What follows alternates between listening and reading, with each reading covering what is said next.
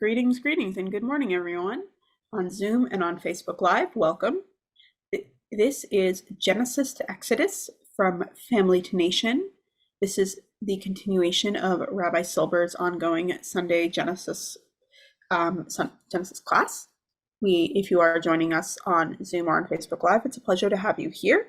We are learning today with Rabbi Silber, the Dean of Drisha, and as people are coming into the room in Zoom, welcome. This class does rely on questions and we appreciate them. So please feel welcome to ask questions in chat on Zoom and Facebook Live. I will bring them to Rabbi Silber's attention. If you want to be able to ask questions directly, you can also be a panelist. I will send out invitations to do that shortly. All I ask is if you join as a panelist to please keep yourself muted when you are not actively speaking so that we don't pick up on background noise. If you have your own chumash that you prefer to follow along with, today's class will be looking at chapter 50 of Genesis. And if you want to, if you want to ask questions, those are always welcome. Please just accept the invitation to panelists or ask in chat, and I will periodically bring them to Rabbi Silber's attention. I will also share sources on screen in both chat and on Facebook, and for those on Facebook Live and on Zoom, as well as on screen on Zoom. And with that, I'd like to turn things over to Rabbi Silber for the day. Thank you very much. Okay, we are on the cusp of finishing Sefer Bereshit and moving to Shemot. We're up to the very last chapter of the book. The end of chapter 49, Yaakov had spoken to all of his sons, and he, after he blesses each one, he says that he wants them to bury him in Marat HaMachpelah, and he discusses, actually towards the very end of chapter 49, he once again says the place that Avram bought from Ephron Achiti, that's in the 30th verse of the previous chapter, Lachuzat Kever, as the possession of a grave. So we noticed that I think we ended with this last week, that he emphasizes the term Achuzat Kever. Actually, when the story of Avram purchasing the grave for Sarah, 3 different times in that section, Avram, the Torah says that he purchased it for Achuzat Kever. That is to say, he wants to bury his wife, but the important point is not just a kever, not just a grave, but an Achuzat Kever, a possession of the land. This is a symbolic possession of the land, which is initially Sarah's grave, and then afterwards becomes the grave of Abraham. And as Yaakov says himself in the 31st verse of the previous chapter, just before we begin, he says that there Abraham is buried together with Sarah. Shama kavru et Yitzchak v'et Rivka ishto, and then they buried Yitzchak and Rivka, his wife. Rivka's burial and death are not actually recorded in the Chumash. Here we discover that she not only had died, but is buried with Yitzchak. And finally, he says, V'shama kavarti et Leah. There I buried Leah. Interesting, he didn't say Leah Ishti, but okay. But Shama Kavarti at Leah, and the Midrashim actually, in the commentaries as well, they emphasize that.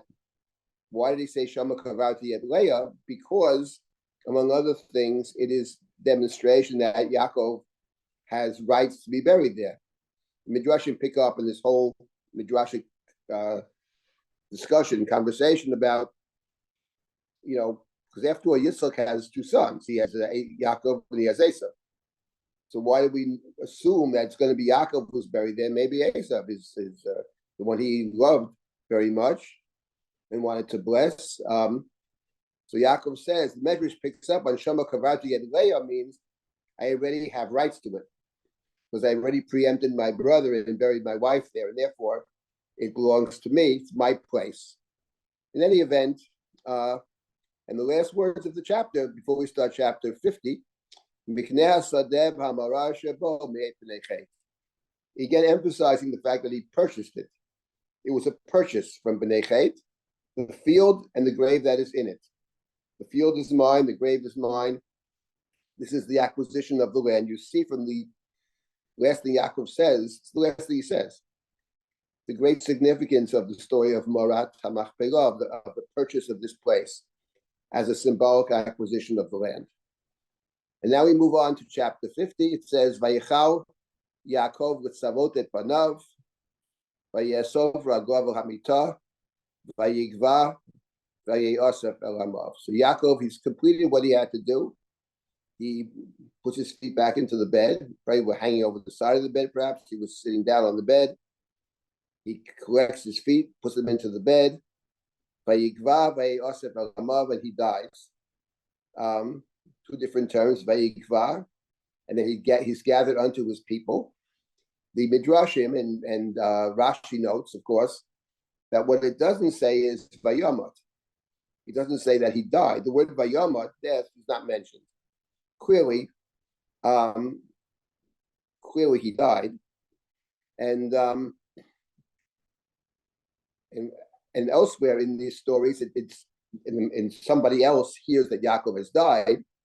But it's interesting that the word mita is not mentioned, and there's the very famous statement in the Gemara, in the discussion in the Gemara, which the Gemara says, Yaakov Avinu lo meit. Jacob never died. And the Gemara says he never died. We have a whole chapter about his funeral. What do you mean he never died? But in any event, maybe we'll come back to that when we finish Bereshit, what they might have had in mind when they said that Yaakov did not die. But clearly he dies. He's now, and now the question is the burial. Rabbi, Yes? when it says he was gathered to his people, it's equal to saying he died, because That's right. that's how they described it. His bones were then collected and put with the ancestors. So gather to his people is the same as he died. And so is Vayikva. Yeah. Of course he died. The only question is, what did the Medrash, and the Medrash knows he died. The question is what they mean when they say he didn't die. That's all, which I'll get to later on. I have a thought about that. There's a ton of stuff on this question, a lot of Jewish and stuff about Yaakov not dying, his spirit lives on, etc., and all that. And there's some truth to that, but physically he does die, and there's a whole chapter about his burial. And the question is where he's going to be buried. We know that he had spoken to Yosef back in the end of chapter 47, and he makes Joseph swear that after his death, he will bury him back with his ancestors. We know that he just spoke to all the sons together at the end of chapter 49 and commanded them exactly where he's to be buried. So presumably he's going to be buried after he's dead. We also know that there's going to be a whole story now about how this funeral will take place. In other words, we don't yet have permission in the Chumash to leave. Apparently, from the story, the fact that Yaakov speaks to Yosef and makes him swear that he will bury him back in the land of Canaan, it's clear that being buried in the land of Canaan is not a simple matter, because Yaakov is not just an individual, he's the father of the viceroy of Egypt. So the idea of the father of the viceroy of Egypt being buried in a different country is not a small thing. But Yosef has sworn that, and when he speaks to his children, he speaks to Joseph alone, and presumably, and obviously, he speaks to Joseph alone because he thinks that if anybody can make this happen, it's going to be Joseph, who has a real position of power in Pharaoh's court. He's second in command in Egypt, so he can make it happen. The brother's going to Pharaoh and say, "We want our father to be taken out of the land." That's not going to work. That's why Yaakov goes specifically to Yosef. So of course he died. We know he died. But what the Medrash picks up on, and Rashi cites, is the fact that the word that typically is found by Yamat, which is found in all the other cases, by Tamot Sarah, B'kiyat, etc. But in the case of Yaakov, it doesn't say here that by Yamat. That's all. So maybe if we have a chance today or next week, we will discuss that. What that's actually about. Okay. So now we're in chapter 50. And I'm not sure we'll finish the whole chapter. There's several very interesting features of chapter. This is the last chapter of the book. Last chapters, by their very definition, are significant. So the Torah says, Vayipol Yosef al pnei aviv, vayef golav, vayishaklo. So the first pasuk says that Yosef, and specifically Yosef, fell upon his father's face. He cried and he kissed him. In other words, right away you see from this pasuk what we probably know already, that Yaakov loves all his children. I mean, so he blessed all his children, included all his children. But there's no question that from day one, Yosef, for any number of reasons, is Yaakov's favorite. Of that, we have no question. It's very striking that when he blesses his children, he gives the leadership to Yehuda, which is very striking. He doesn't go with his emotions. He goes rather with what he thinks is the right thing to do. But here Yosef is singled out. And Yosef, of course, the connection between them from the very beginning. Yosef is, first of all, the son of Rachel. Number two, he's extremely talented, as we know. And number three, they were separated for so many years. And now at the end of the last 17 years of Yaakov's life, they're once again together. And Yaakov gave Yosef the rights of the firstborn, two sons, Menashe and Ephraim. So that's the first pasuk. Then the next pasuk is Vayitzav Yosef et avadav et harofim v'achanot et aviv v'yachantu harofim et Yisrael. So here we have in the second verse the embalming of Yaakov. The embalming of Yaakov presumably has two functions or two significances. First of all, this is quite striking. We have to assume that the embalming is an Egyptian practice. We've never heard of this before. So Joseph himself will be embalmed, the last verse of the book. So it's an Egyptian practice, which already suggests to us that the death of Yaakov has to be seen in the light of the fact that they are all in Mitzrayim and living in Mitzrayim. He's an Egyptian citizen. He's an important dignitary. Joseph brought him to see Pharaoh. Yaakov had blessed Pharaoh. So he's being treated as you would treat Egyptian royalty, presumably. That's number one. But number two, the idea of embalming, that is to keep the body in some state of, in some decent state, would be important for a different reason, perhaps. Maybe that suggests that for the long journey ahead, you want to embalm him. So it has possibly two significances, which in a certain sense are contradictory. But the first point is that this is an Egyptian practice. The Rofim, the physicians, whatever, these are Egyptian physicians, medics, or whatever they are. Yaakov is going to be embalmed. And in a way, it's very jarring. It doesn't even say Yaakov. It says Ed Yisrael. The idea of Yisrael having an Egyptian funeral, when we know that the first thing Yaakov said to Yosef when he called him in to be buried in the land of Canaan was, "Get me out of here. I'll not take any Mitzrayim." So Yaakov understands the chances he will be buried. The default is to be buried in Mitzrayim. That's where they're all living now. And Yaakov, the first thing he says is, "Not here." Then he says, "In addition, I have other places to go." So this is very jarring to us, and very one of the themes of the chapter, that at least the Egyptians will present it. It will be presented as this is an Egyptian funeral, and we know what Yaakov really wants. So the question is, how is this going to work exactly? And Joseph does right. It's Joseph who commands his servants who are under his control. By Yimro lo arbaim yom, ki ken yimru yemei chanutim. By Yivku oto Mitzrayim shivim yom. So here we have first the 40 days. 40 days often, number 40 often is a transitional number. 40 years in the desert, 40 days at Har Sinai, etc. The judges judge for 40 days. One might even get the impression there's a transitional, something's happening over here, that Jacob, the Jew, Israel, is receiving an Egyptian funeral, Egyptian burial, Egyptian treatment.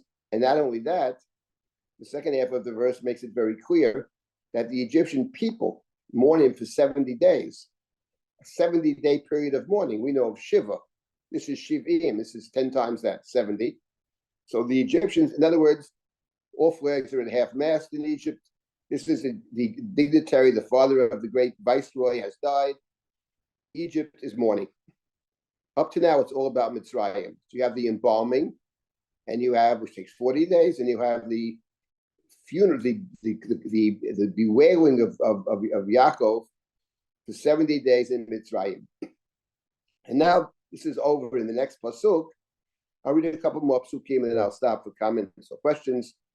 So the days of his public mourning have passed. Vayidaber Yosef beit Paro lemar, im no matzati chen b'einechem, dabruna b'yoznei Paro lemar. Let's take the next pasuk. Avi hishbiyani lemar, in the fifth pasuk. Hine anochi meit b'kivri, scroll down, asher kariti li b'eretz Canaan, shama tikvareni, v'ato elena, v'yekbara et avi v'yashuva. So these two verses are very, very striking and very significant. And the significance of them, which I think is fairly obvious, but I will say it nonetheless, to whom does Yosef speak? We expect, actually, right? We expect Yosef to go to Paro after the 110 days now, 40 plus 70. I assume the 40 and the 70, one follows the other. Maybe they overlap, I don't know. But in any event, it's a long time. We expect Joseph to go to Paro and to say to Paro, my father wanted to be buried in the land of Canaan, so we'll take him up to Canaan to bury him. But what's striking is he doesn't speak to Paro, not at all. He doesn't address Paro whatsoever. Rather, the Torah says in the fourth pasuk, it says, "Vayidaber Yosef el beit Paro lemar." He went, first of all, not to Paro, but to Pharaoh's house, Pharaoh's court, as it were, Pharaoh's associates. That's number one. He doesn't speak to Paro. He asks them to speak to Paro for him. But what is even more striking and very important, and the thing that reemerges in the chapter later, he doesn't instruct them to go to Paro. He doesn't instruct them, but he actually requests. The word that appears, a little word that appears 3 times in these verse and a half is the word "na," please. If I have found favor in your eyes. Is a phrase we have when someone of an inferior status talks to somebody of a superior status or presents himself as such. So here we have imna, please.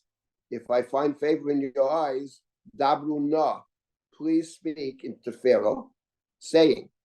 And the next verse, this is what you should say. My father imposed upon me an oath.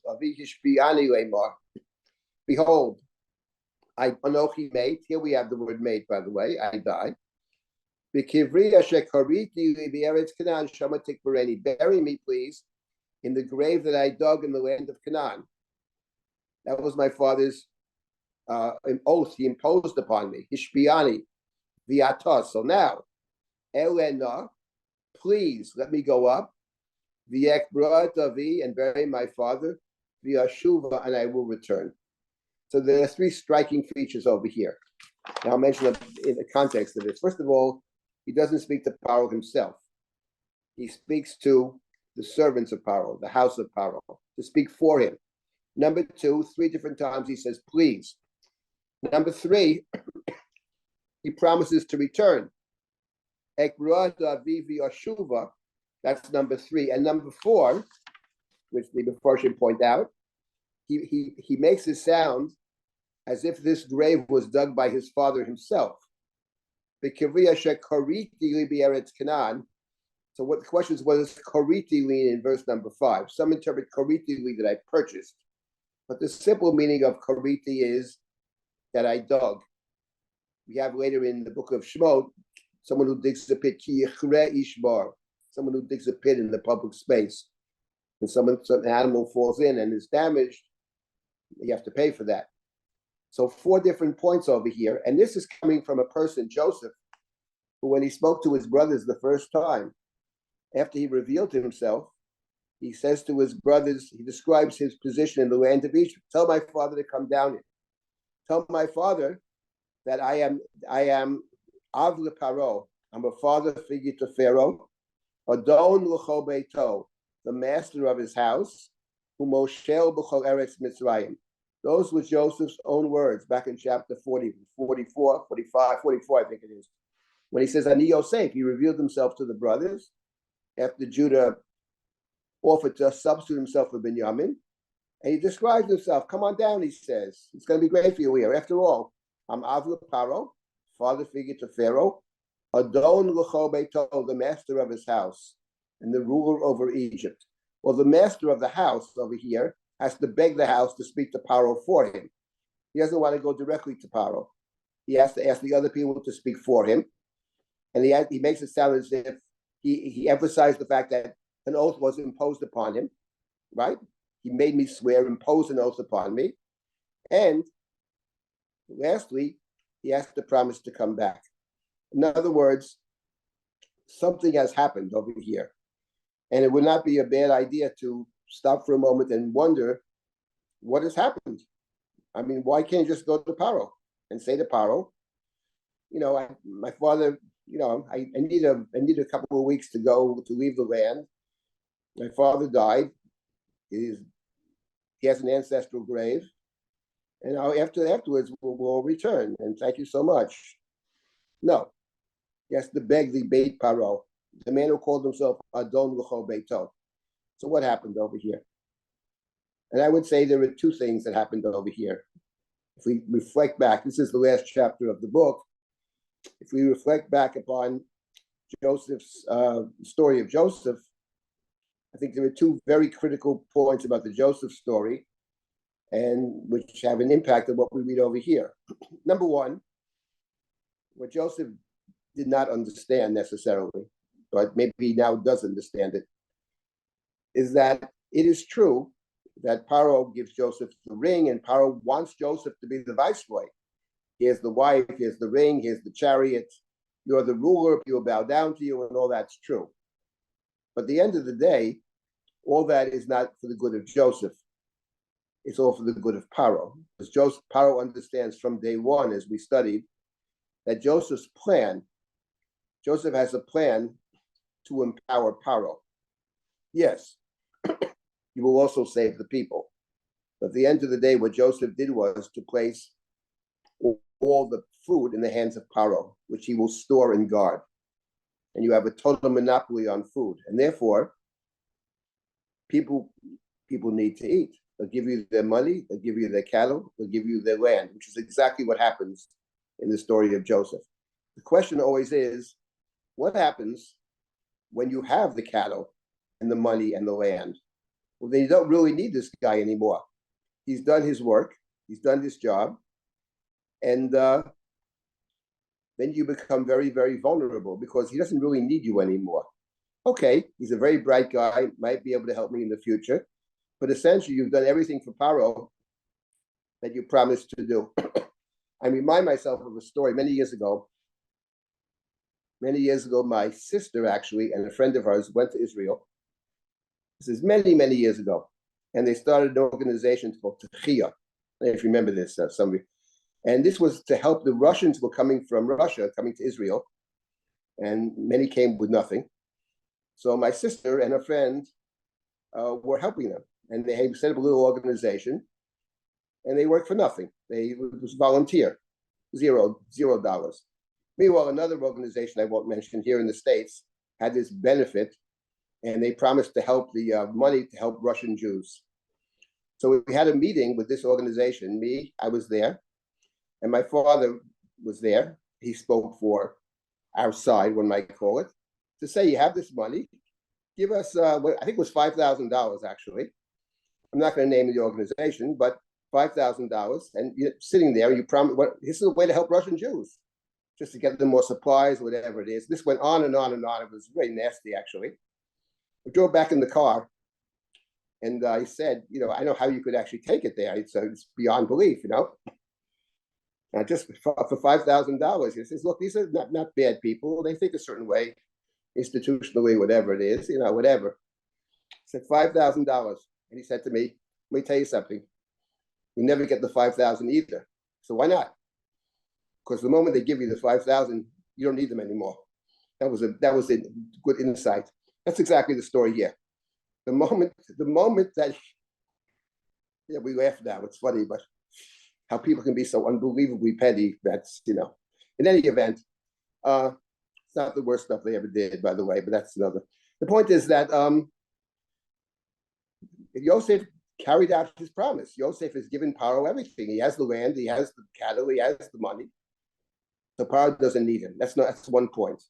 Then there's a second point, which is a very important point in the story and clearly very central to the story.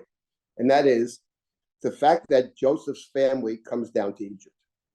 And Joseph wants to care for his family. And the Chumash emphasized the fact that he feeds them, the family takes care of them. He promises at the end to continue that. Meanwhile, two things. First of all, that Paro is not necessarily happy about the fact that Joseph has established his own little base in the land of Egypt, in the land of Goshen. That's not something Paro wanted. Paro said very clearly to Joseph, let them come down, leave all their stuff behind, and I'll integrate them into the land of Egypt. That was what Paro said. And Joseph doesn't do that. They come down with all their things and they stay near him. So that could potentially antagonize. I wonder to what degree that antagonizes Paro. In any event, we come now to chapter 50, and suddenly Joseph can't get a meeting with Paro. He's too busy to meet him, so he has to speak to Paro's buyer. This is not a happy sign over here, and promise to come back. Okay. Okay, before I continue with this, are there any comments or questions about anything that I've said so far, these first 6 or 7 psukim of chapter 50?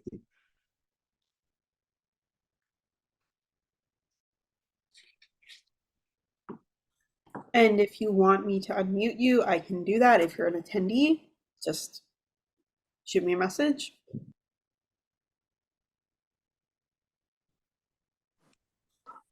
It's pretty quiet in chat. Just, Okay.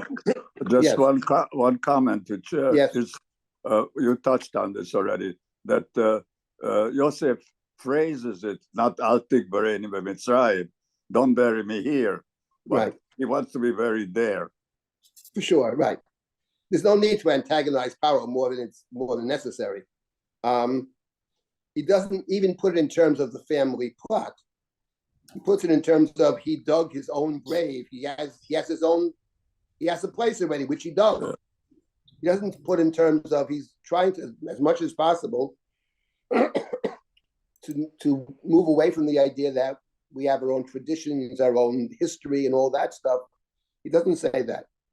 He also puts it in terms of this thing that was, I have no choice. My father, a shvua in the Bible, you always keep it. You never get out of it. So he's saying essentially, my father imposed upon me an oath. He is my father after all. And he said, this is what I should do. I want to keep the oath. Remember that it maybe plays into something else. The fact that Joseph, Paro is the shadchan. You have this Hebrew coming out of jail.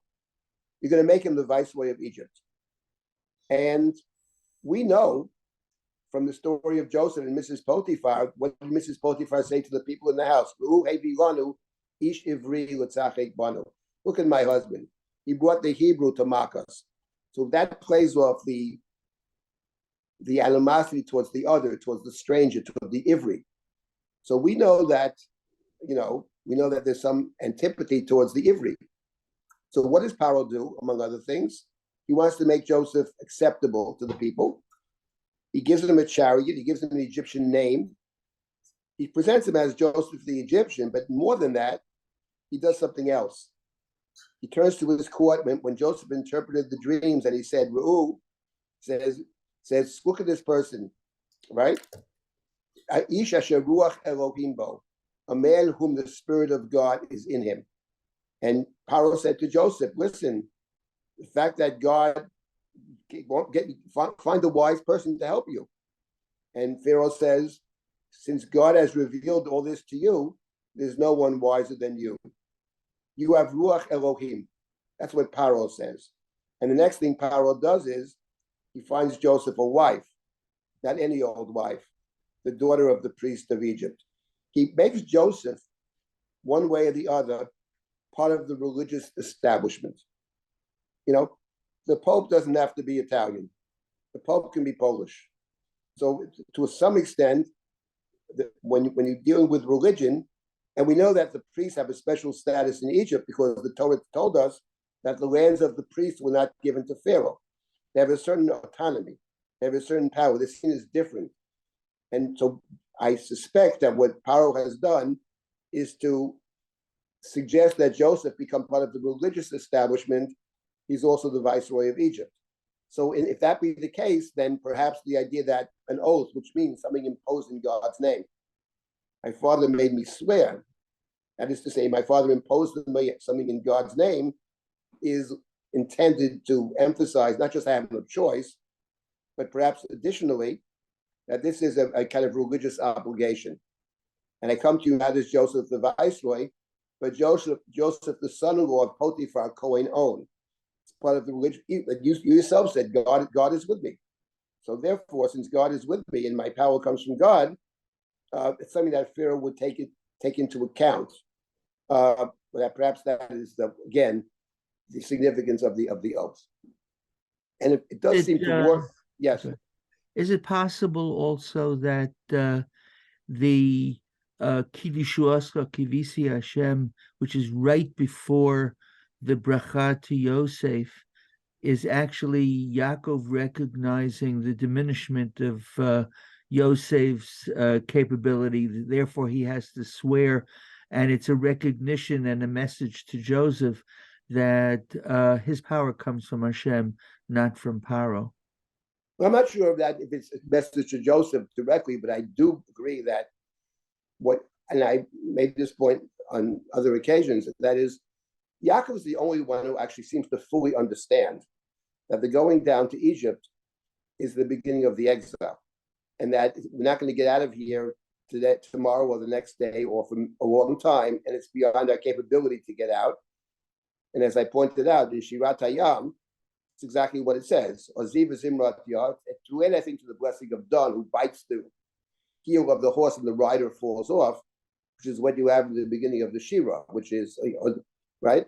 You have Susroch Shira Hashem Ki Susroch Vora Vayam, and the next verse is Oziv Zimrat Yad, Vahili Shua. So certainly, one way or the other, it is certainly a recognition that we're in exile, and as you say, Joseph certainly is not going to get us out. He's in no position to get us out, and nor will anybody else get us out, as far as Yaakov sees it. We need sort of siyata d'shmaya. So that is a prayer, I think, that is certainly speaks to the fact that here we are to stay for better or worse. And we'll see this later in the chapter if we get to it today, that actually there are elements of exile already here. Even in the next verse, where Pharaoh says to Joseph, Vayoma Paro, Alei Kvarto Avicha Kasher Ishpiecha. So Pharaoh says, okay, go bury your father the way he imposed the oath upon you, and all the Mefarshim pick up. But Paro was saying something like, listen, I don't like it, but I have no choice. If he made you swear, okay, you got to fulfill your oath. But apart from the oath, Paro is, he's very, very abrupt, one might say. And it's what the Mefarshim pick up initially. Why did he make Yosef swear? So one view is he made Yosef swear because he realizes that this would be a good, helpful in getting Paro to accept the fact that Yosef wants his father to have a non-Egyptian burial. So I think that's an important point. The shul is very important, and we'll get back to this again later in the chapter. So now we have in the Torah, it's very unusual, we have a description of Yaakov's funeral and burial. And the Egyptians have already mourned him for 70 days. And he had the embalming and all that. And now the Torah will describe the actual funeral of Yaakov. It says, Vayav Yosef likvaret aviv. Again, notice that the focus so far is Joseph. Joseph went up to bury his father. Joseph was the one that Pharaoh gave permission to, okay? But now, Vayalu ito kol avdei paro ziknei beito v'chol ziknei eretz Mitzrayim. So going with Joseph are, first of all, the servants of Paro, the elders of Pharaoh's house, and the elders of Egypt. So it's not just Joseph going alone to bury his father. He's going with the highest dignitaries of the land of Egypt. And once again, it follows upon what we saw earlier, that the Egyptians sort of claimed Yaakov as their own. He's the father of their viceroy. We saw that.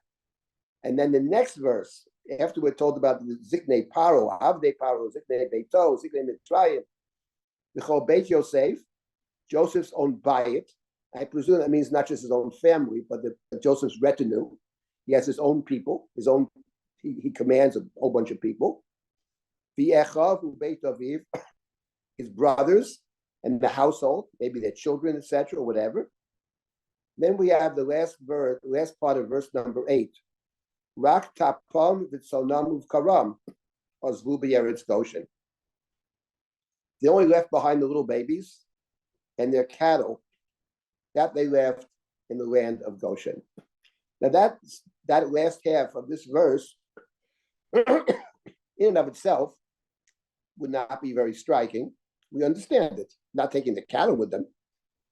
And the little babies, but they stay home. They have their nursemaids will watch them, whatever, till they return. It's rather innocent when looked at in and of itself. When you think about the continuation of the story, that is to say, the beginning of the next book, Sefer Shmot, and I entitled these classes from Genesis to Exodus. We remember very well that when Moshe went to Paro and says to Paro, "Listen, we want to serve our God together in the desert," and Paro said, first Paro says, "Forget it." Then the plagues are coming. Then Paro says, "You can take the men." Paro says, "You can take the people, but you can't take the children. You have to leave the children behind." And then Paro says, "You can take even the children, but you can't take the cattle." And then Paro says at the end, "You can take the cattle too," after the 10th plague. The point is, leaving them behind, in the case of Paro in the book of Shmot, is a way to guarantee they don't run away. And Paro focused on first just the men, then he has, you can take the older people, but not the tough and not the babies, and then not the cattle. So this second half of the verse we're looking at right now, when you think about it in terms of what happens later, it's rather ominous. In other words, the point over here is that Paro wants to make sure that Joseph can't leave. Remember that Joseph had said, "I will bury my father and I will return." I will return. So you see straight up that Joseph is aware of what's in Paro's head. What he doesn't want is for these people to leave, because they're very useful. Look how useful Joseph was. Maybe the brothers will be useful in the future. He said that to Joseph. If any of them are Anshe Chayil, I'll put them over my cattle. I'll give them assignments. His idea is to assimilate the family of Jacob and Joseph into Mitzrayim. So he doesn't want them to leave. And in fact, they can't leave if their little babies are still back in the land of Mitzrayim. So this is a verse that I think is very ominous in terms of, if we think about it, in terms of what happened. If we read this in light of what we see later, it's pretty clear that what's going on over here is he actually can't leave. He can't leave. And now the next verse I would add additionally,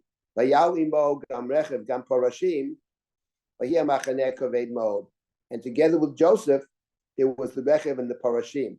They were the horsemen, in other words, the soldiers. A very large troop of soldiers accompanied Joseph.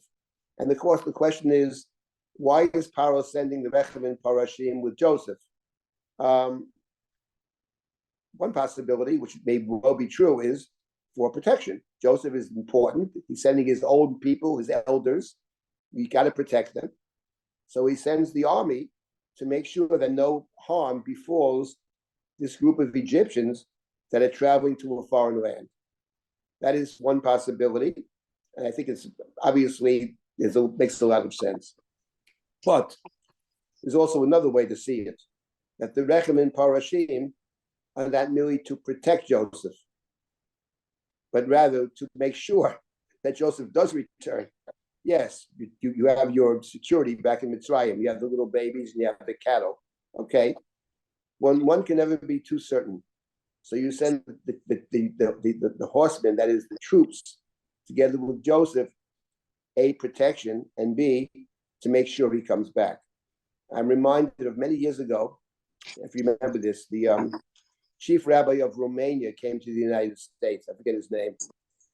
And he was, the Romanians, which was basically controlled by Russia at that point, sent with him a small group of people to sort of accompany the rabbi, to honor the rabbi on the trip to the States, with a group of people, of course, by the KGB. And it was very clear that, interesting stories about that, It's to protect him. It's to honor him. It's also to make sure he doesn't step out of line. So we have the KGB with him. And here, similar, I think. The Rechem and Parashim are protection against some foreign enemy, but just to be safe, they are to ensure that Joseph and the family come back, because Paro is concerned about that. And then Anybody have a into question? in juxtaposition to that, you have Ela Barechev, Ela Basusim, and we have a different way of doing those things. Well, that may be true, but in terms of over here, in any event, this is the phrase COVID. We also have an I'm sorry. a good one. So, yes. Rabbi, COVID. it's Sandra. Hi. Yeah. So we've talked about how Pharaoh is basically done with Joseph. Joseph has given him the three things he needed most, which is the food, the food, the money, the cattle, and the land. And so the only thing that comes after that is to enslave his own population and anyone else. Sure. So if Right. in fact Joseph has given Paro the means, the idea, the chokhmah, the things that Pharaoh says, it says in the text what Pharaoh wanted from Joseph. Why then? I mean, we know the story from a dramatic standpoint. So we're anticipating what comes next because we're used to it.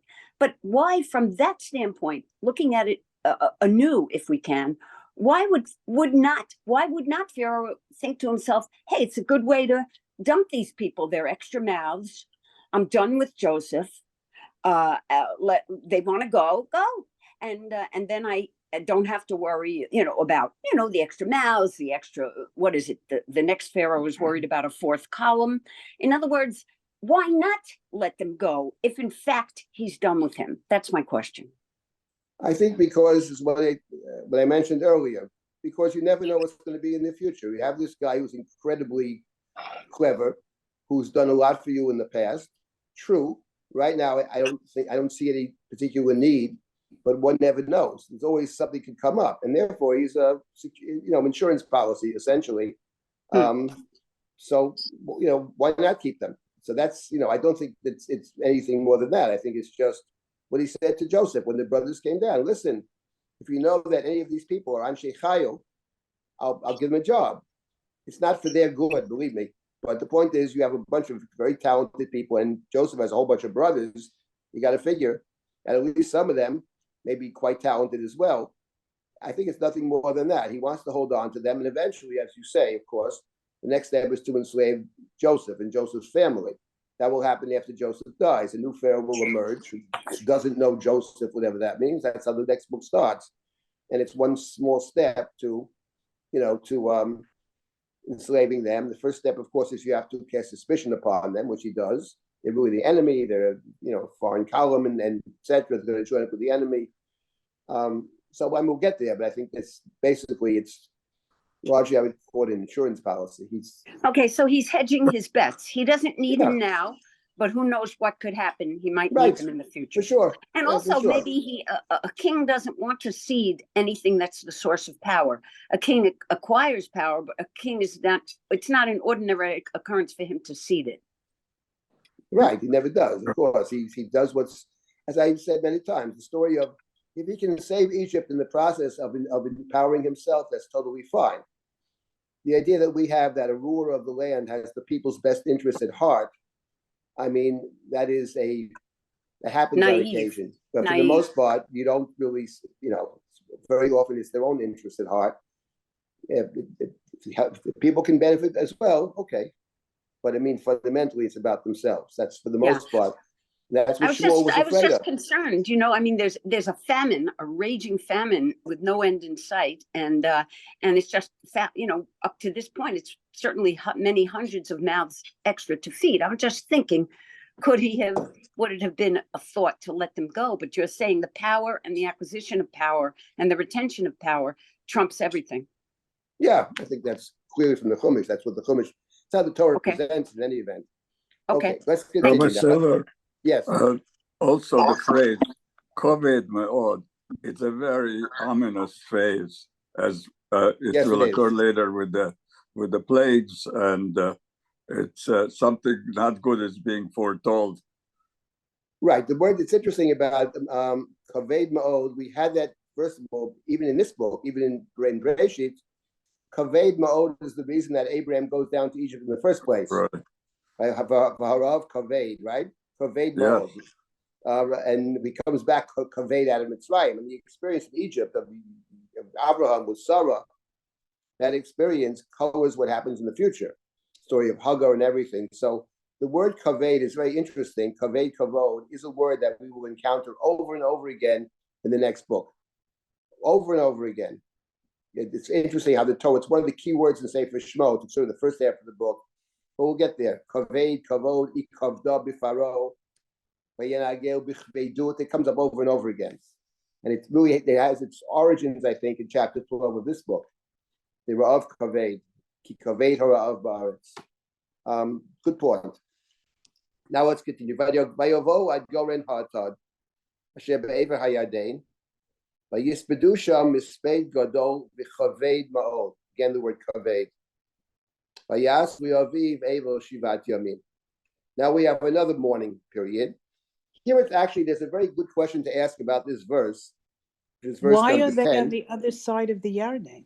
That's the good question. That's right. That's exactly the question. Because that's not the simplest way to get to the land of Canaan. The simplest way to get there is to travel derech, what's called derech eretz plishtim. The Torah told us when we left Egypt, we didn't go the shortest path. We went around because we were afraid the people would see the Philistines and turn back. That's what the Torah says. But over here, you got to wonder, why are they traveling, right? In Goren HaAtat, Asher Be'ever HaYarden. So the discussion amongst many interpreters of the Chumash, and especially those people in Israel that deal with sort of the geography of the land. One of the questions you can ask is, what is the meaning of Ever HaYarden? We think of Ever HaYarden as the other side, that is the eastern side of the Jordan. Doesn't necessarily mean that. That's an excellent question. I don't want to get into that now, but the whole discussion of what Ever HaYarden means. Does it mean the eastern side? Or does it mean the part near the Jordan River, not necessarily on the eastern side, but on the western side, which actually would make sense in light of the next verse.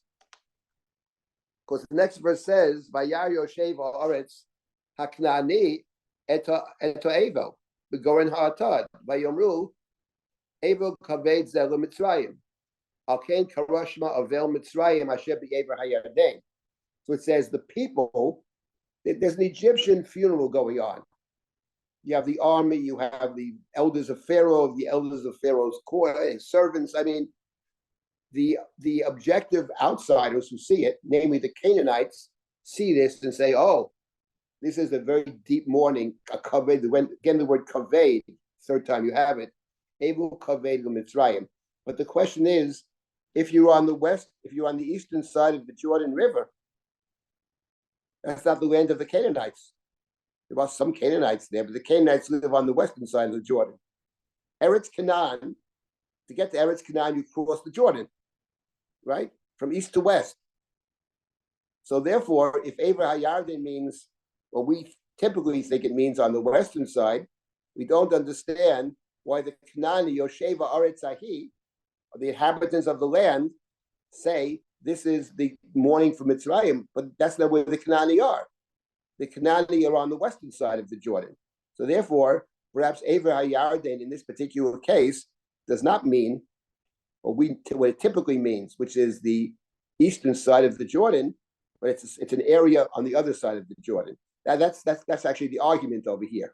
Otherwise, now there may be some Canaanites there as well. It's possible, but the Canaan, Eretz Canaan, is across the Jordan River from east to west.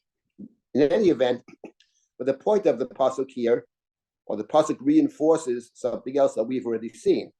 That as far as Mitzrayim is concerned, this is an Egyptian funeral. This is an Egyptian day. It's 40 days and there's 70 days and 7 more days. And the objective outsider who sees it can only draw one conclusion. Evo kaved zelo Mitzrayim. This is an Egyptian, a mourning for the land of Egypt. And the idea of Yaakov Avinu, funeral being an Egyptian, I mean, it's laughable actually.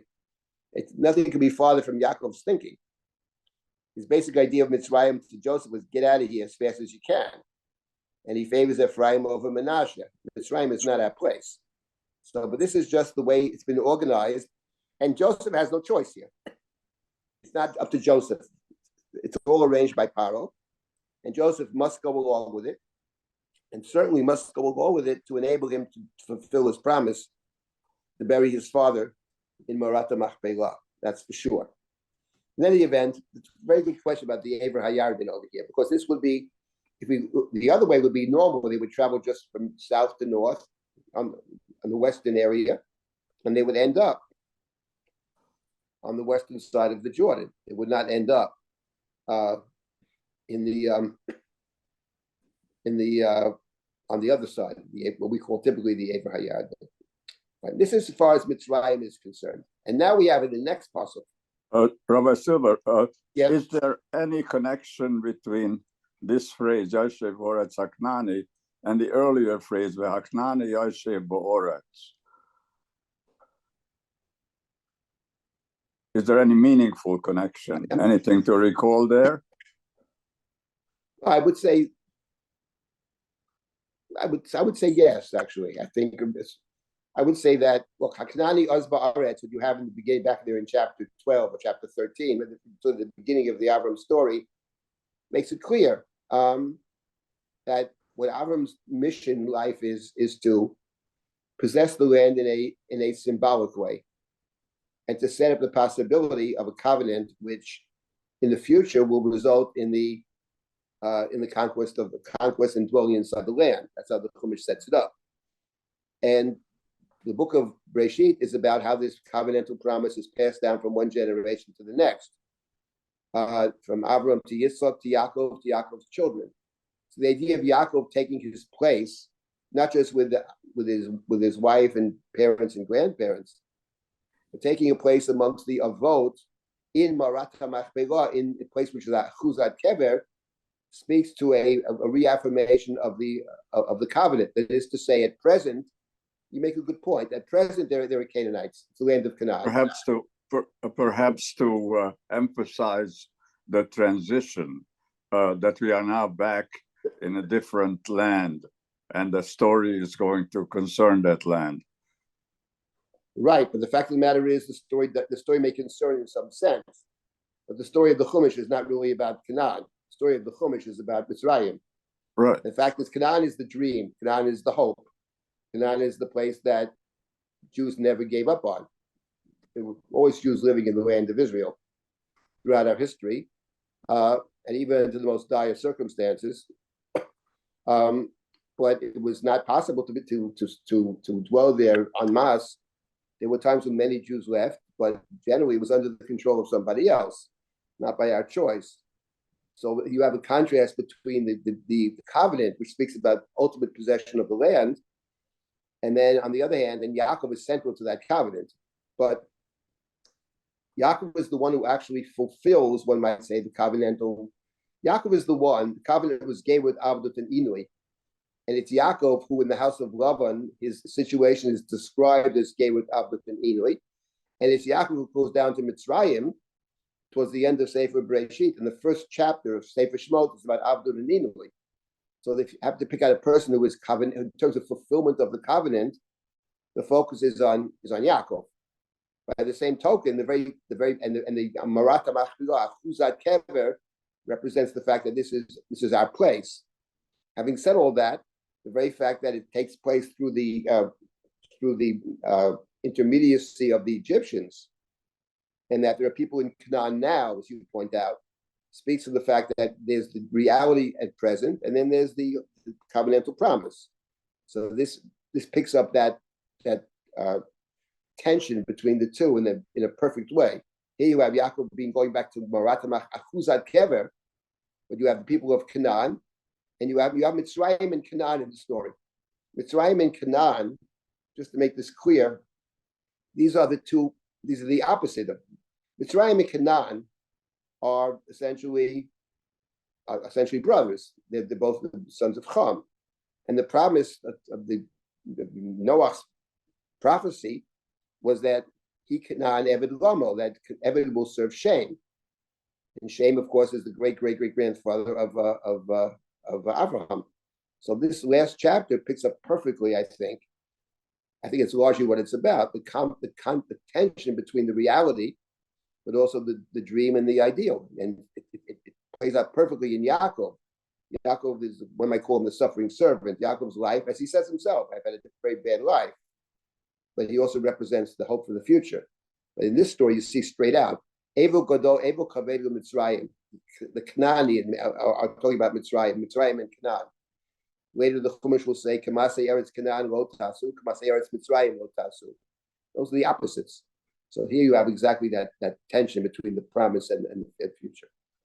Let's continue. We still have some more time. We're not going to finish the chapter today. We'll finish next week. But the next verse is very interesting. Vayisu oto banav artza Canaan.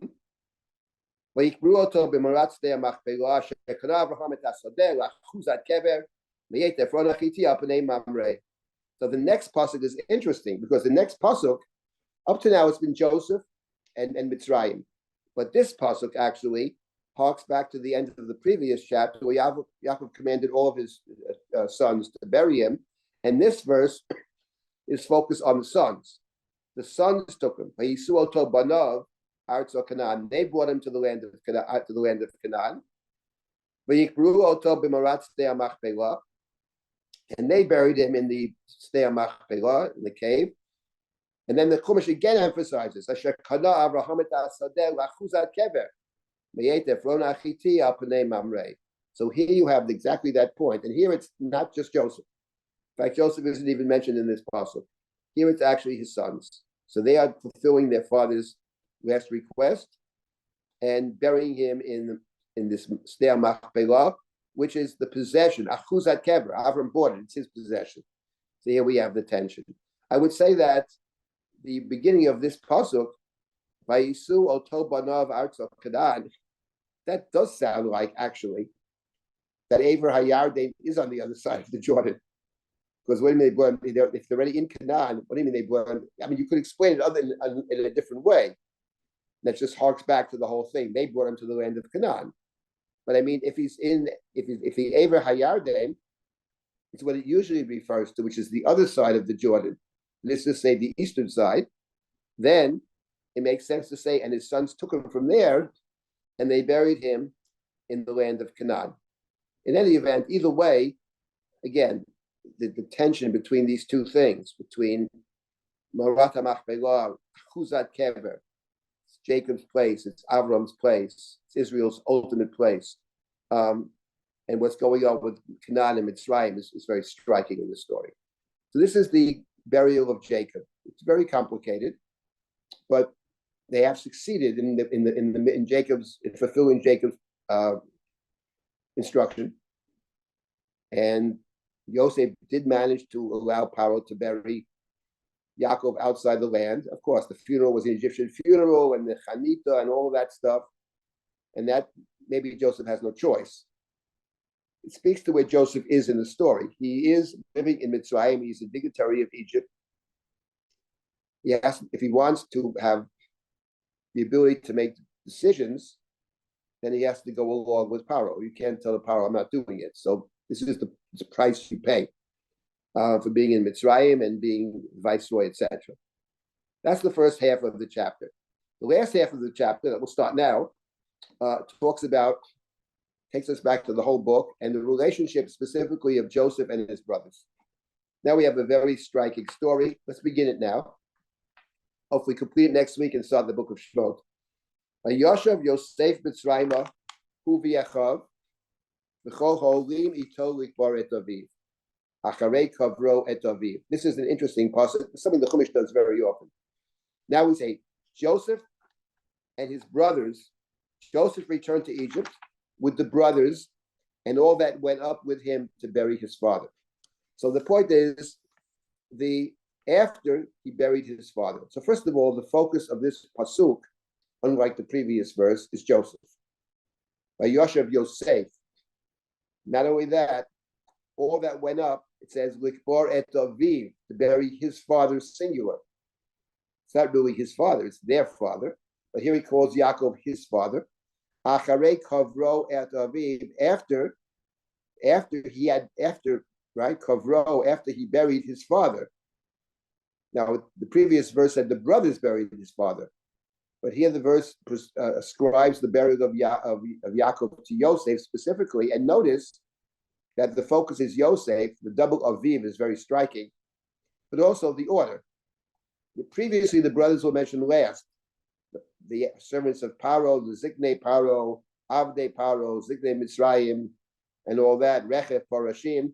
But here they're shunted to the end of the verse. So here in this verse, the Chumash, number one, it's about Yosef and his father, Aviv, and then the brothers are next. So what the Chumash is moving to a different mode over here, a different focus. The focus from here to the end of the book will be Joseph and his brothers. And now we have the next verse, which is very striking. We're going to go today till 11:15. That's the time, and then we'll finish hopefully next week. Vayiru achei Yosef ki meit avihem. The brothers literally saw their father had died. Of course, they knew their father had died. What they saw means they understood in some deep way, and they're concerned about that. Vayomru, Lu yistamenu Yosef. What if Joseph yistamenu? Yistamenu means sitna, hatred. What if Joseph hates us? Yistamenu Yosef resents us or hates us. V'yashev yoshiv lanu et kol hara'ah asher gamalnu oto, and pay us back for all the evil that we did to him. So this is a pasuk. Let's want to think about this pasuk and a couple of reflections upon this pasuk. First of all, number one, the term lu yistamenu. Doesn't that come up with Esav? Yes, it does come up with Esav. And it comes up with Esav in exactly a parallel situation. After Yaakov had stolen the blessing from Esav, the Torah tells us, and towards the end of chapter 27, Vayistom Esav et Yaakov ala bracha she'ebrecho aviv, that Esav, Vayistom, and Esav said, Yikrevu yemei evel avi, when the days of my father draw near. Yitzchak had said to Esav, I'm very old. I don't know when I'm going to die. I could die very soon. He wants to bless him before he dies. And Esav said, or Esav thought, after Yaakov got the blessing, he hated Yaakov by Yistom, Esav, and he said, when the days of my father's mourning come, I will kill my brother. In other words, what Esav says is, I'm not going to kill Yaakov now. As long as my father is alive, who I revere, I don't want to do anything that would cause my father pain or grief. And if I kill his son and he's still alive, my father will be very sad. I can't do that. He respects his father. He reveres his father. But you know something? After my father has died, you may Evel Avi, when we're mourning, during the mourning period of my father, right? Then he's not around anymore. I'm going to kill my brother. And that's exactly parallel to what you have over here. When the brothers saw that their father had died, they realized their father had died, then they say, Joseph may hate us and pay us back for all the evil that we did to him. So that's number one. The parallel to Esav is very striking. In other words, my point is, Esav is Yaakov's brother, and Joseph is the brother of all these other brothers, and they're thinking of Yosef, one might say. I don't mean they're thinking, but the way it's presented in the Chumash is that they're thinking about Joseph is the way the Chumash has presented Esav's relationship to Yaakov. And what's interesting is I want us to reflect on this for a couple of minutes about this pasuk that I think is very important pasuk. Why would they think such a thing? After all, Joseph has fed the family, he took care of the entire family. Why would they think that suddenly, when Jacob dies, suddenly he's going to turn on them? Which is what they suspect or they fear, right? They're not sure he will, but he may well, in fact, repay us back for all the wrong that we did. And what does that mean he's going to pay us back? What do they think he's going to do? Well, what they think he's going to do, obviously, when you read further, is clear. There's only one possible interpretation. They think he plans to kill them. That's what they think. They think he plans to kill them. And by the way, remember that before Joseph revealed his identity to the brothers, he certainly put them in a very difficult situation. He took Shimon as a hostage. He was going to take Binyamin as a hostage. He instilled a lot of fear in them. He put them in jail for 3 days. All kinds of stuff he did to them.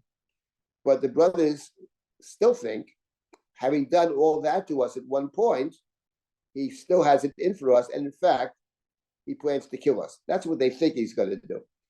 And I was thinking the following thought, that actually, if you ask the question, but he's been feeding them and their children and the family for all of these years. I mean, Jacob was in Mitzrayim for 17 years. And when the brothers came down, Joseph said there are 5 more years of famine. Through all the years of famine, Joseph is feeding the whole family, and he finds them very good land to dwell in, and they're very vayeochazuba. They're part of Mitzrayim. They're doing very well there. Why would they think suddenly he would turn against them? When you look at the Chumash, actually, you see something very interesting. If you go back to the story when Joseph revealed his identity to the brothers, he said, "Ani Yosef," and then, of course, they were all taken aback. It was back in chapter, was it 44? We find that set of psukim over there, where it says Ani Yosef. It's in the beginning of Vayigash. Let's see, this would be in chapter 45, it is actually. In chapter 45. He says to the brothers in chapter 45, after he says he's Joseph, and they're all shocked. Don't be sad, this was God's plan, he says. God's plan, and after all, I'm the Av of Paro, I'm Adon Lucho Beito, I'm the ruler over the land of Egypt. Hurry up, go back to my father. This is in chapter 45, verse number 9. Tell him, Kolamar bincha Yosef, thus says your son Joseph, Samani Elohim liadon Lucho Mitzrayim, I am the master of Egypt. V'do Eli al Tamo, don't stand there, come right down. Yashavta b'Eretz Goshen, V'yita karov Eli, you will come to the land of Goshen and be close to me. Ata you, ubanecha ubnei banecha, you and your children and your grandchildren, v'tzoncha v'karcha achar shalach, and all that you possess. V'chil kalti ot chasham, I will feed you there, I'll provide for you. Ki od chamesh shanim ra'av, the 5 more years of famine, lest you and your family be impoverished. And now the point is a simple point. When Joseph made a commitment, Joseph says, go. I mean, the speech has many, many issues that we discussed in the past. I'm not going to go back to that speech. But there's many problematic pieces to Joseph's speech.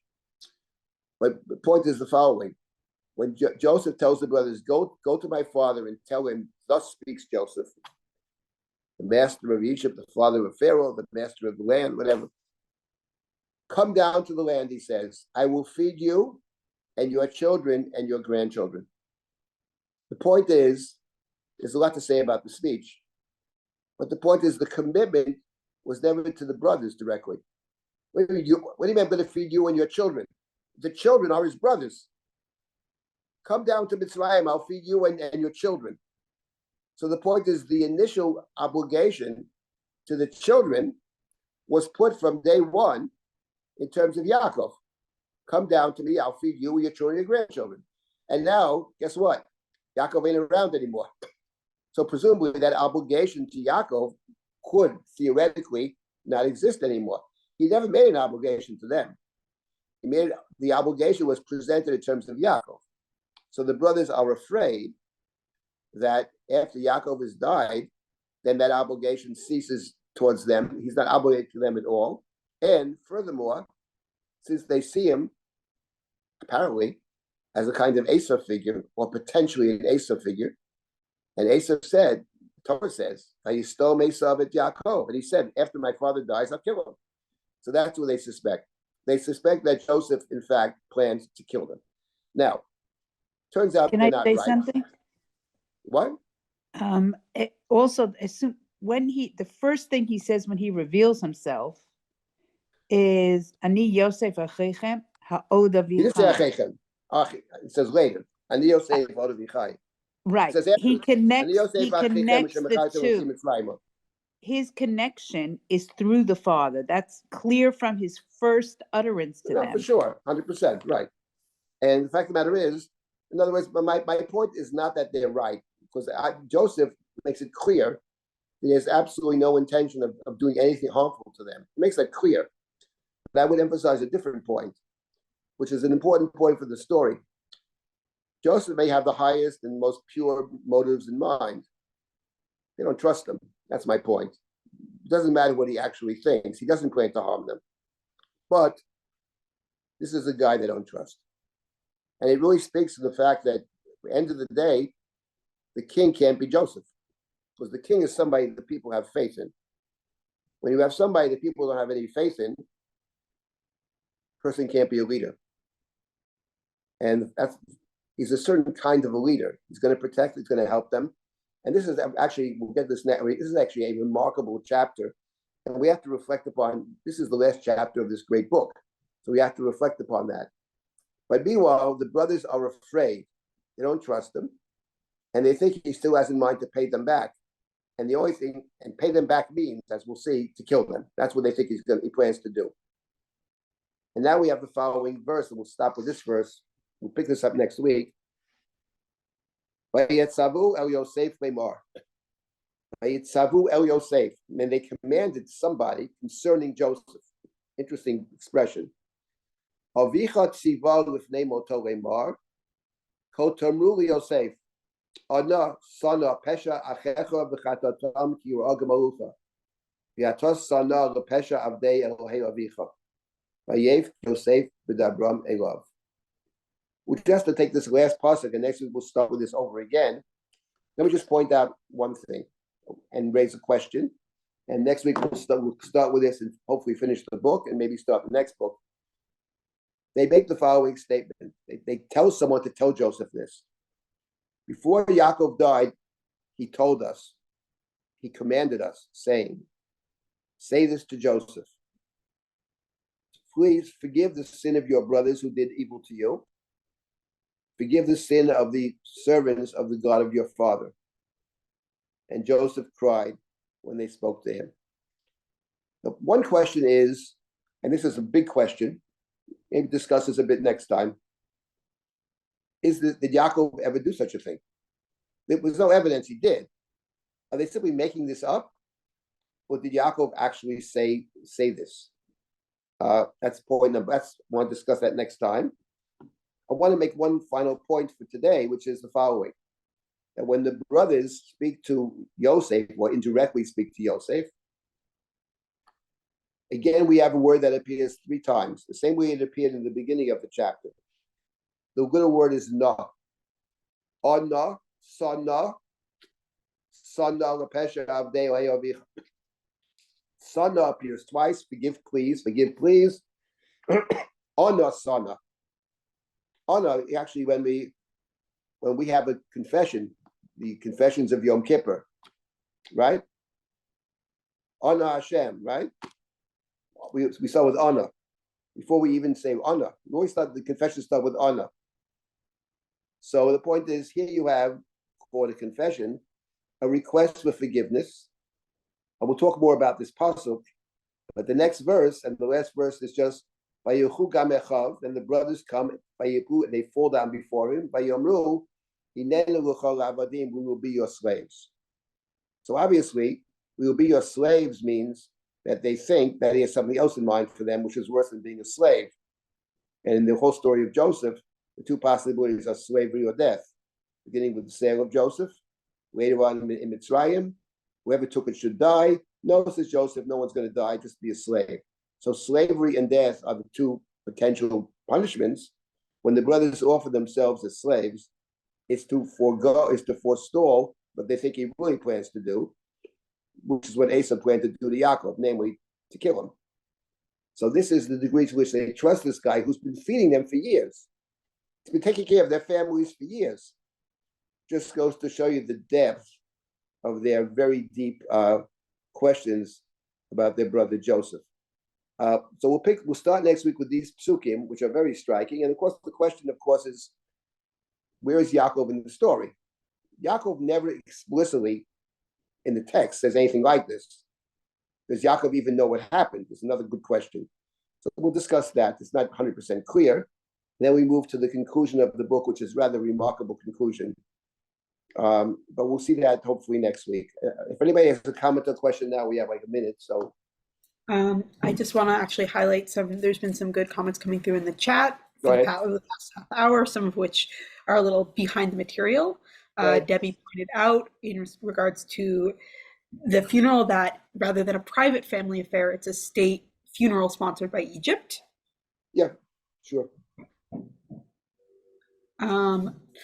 Neva asked, does Ever HaYarden connect the conquering of the land with Joshua? Right. So that actually, let me just say that what's very striking, if in fact Ever HaYarden is on the east side, which is what it usually means, then what's very striking is that the path that the family takes to bury Yaakov is prefiguring the path that Israel will take when they leave Mitzrayim. That's actually very interesting. You can see in Yaakov's leaving Mitzrayim, headed to the land of Canaan, kind of foreshadowing or prefiguring of Israel leaving Egypt, which goes back to the pasuk that God said to Yaakov when Yaakov goes down to Egypt, don't be afraid, I will bring you down there and I will bring you up. Anochi ereidimcha Mitzrayim, anochi alcha gam alo, which, as we'll see in the book of Shemot, has parallel language, and that's actually how Israel gets to the land. They go exactly that same route. They go through Ever HaYarden, and then they cross the Jordan. Joshua crosses the Jordan. So, and we'll talk about that next week.